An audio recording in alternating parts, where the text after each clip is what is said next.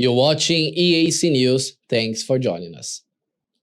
Foreign ministers of the North Atlantic Treaty Organization, also called the North Atlantic Alliance, have said on Friday that they remain united against any possible Russian military action in Ukraine and signaled that many security demands made by the Kremlin were unacceptable.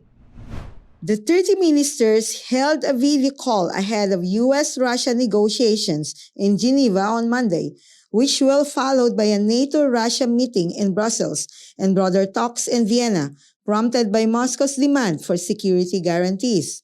Russia has deployed large numbers of troops near its border with Ukraine and wants legally binding guarantees that NATO will halt its eastward expansion and end military cooperation with the former Soviet republics of Ukraine and Georgia.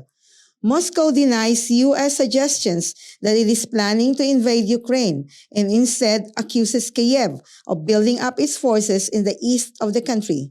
NATO Secretary General Jens Stoltenberg, who chaired the call when the foreign ministers welcomed the prospects of talks with Moscow next week, after months of both sides accusing the other of jeopardizing peace and stability in Europe.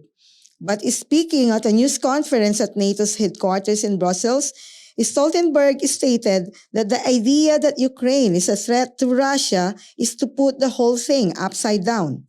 There is no prospect of either Ukraine or Georgia, which both have territorial disputes with Moscow, joining NATO anytime soon. But Stoltenberg said the admission of North Macedonia and Montenegro showed that the door remained open. Stoltenberg further says that it would be unacceptable to grant Russia a veto over which countries could join the U.S.-led alliance in the future. NATO wants Moscow to re-engage with the peace process in eastern Ukraine, where some 15,000 people have been killed in a 7-year conflict between Ukrainian government troops and Russian-backed separatists.